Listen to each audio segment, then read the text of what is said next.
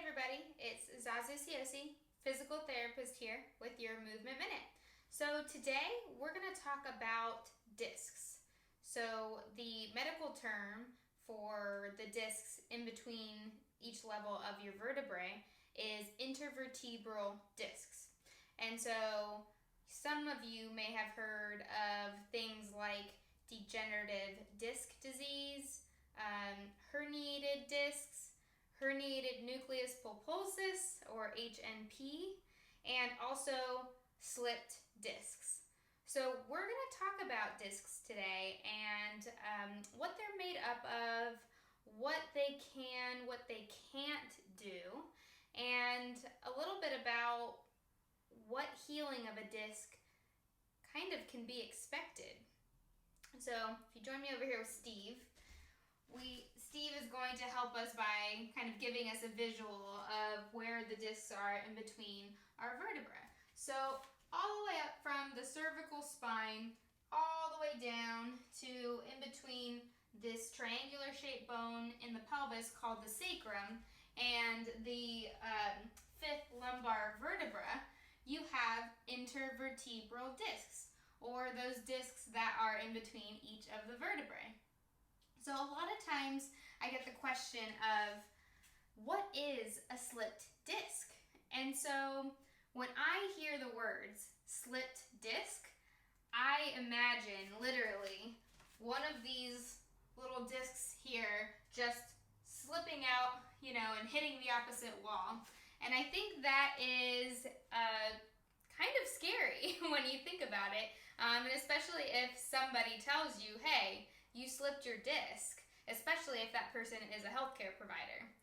Well, the good news is that discs cannot slip.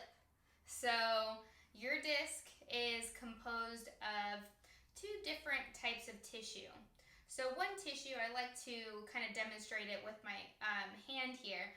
One tissue, which is what's called the annular tissue, which surrounds the outsides of the disc, it is more of a fibrous type of tissue. It's a little bit tougher, and it has different tissue orientations all along the ring so that it is basically adaptable to whatever way we move our body, and making sure that that disc stays in between those two vertebrae.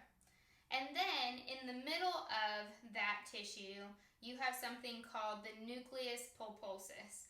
And so that is more of a gelatinous type of material. And so I like to kind of give the example, if you can imagine, a jelly donut. So I liked it because I like donuts, and most people do too. So it's a little bit less scary of a concept than slipping your disc. So yeah, you kind of can think about it as a jelly donut. And so depending on the wear and tear of your spine and of the discs, also your age, also your activity, what are you doing in your life, what kind of repetitive movements, postures, or positions are you in, you're going to get just normal wear and tear of your whole body, including your spinal column, which includes your discs. Something else to note is that your discs are made up of a good amount of water. And just like 70% of our bodies are water, right?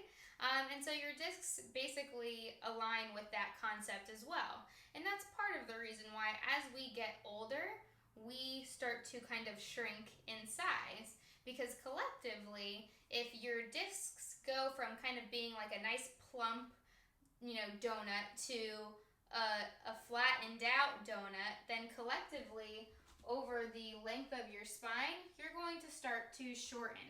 And so that's just one thing that naturally happens. It's not, it's not out of the norm. It's not something to be afraid of. It's just something that happens. It's just like everything else in our body, with time, wears and tears. The discs and the disc height are one of those things. And so what's actually really fascinating is that they have done studies of people throughout, all age groups. And so they have found that within each age group, they took images or MRIs of their spines, whether they had pain, whether they didn't have pain, just to get a collective idea of really, okay, if I herniate a disc or I slip a disc, what does that always mean I have pain?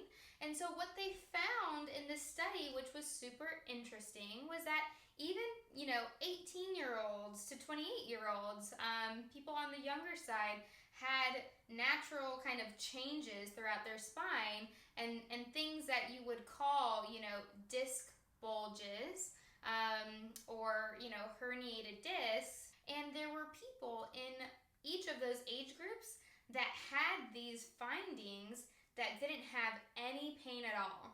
They would have never known that they had a herniated disc had they not had an MRI and been included in this study, because they didn't have any pain. And so there's a lot of things that go into basically how we experience pain, and science is helping us to really uncover that it's not always what you find on an MRI that is causing your pain. So tune in next time to find out if surgery really is the best option for you.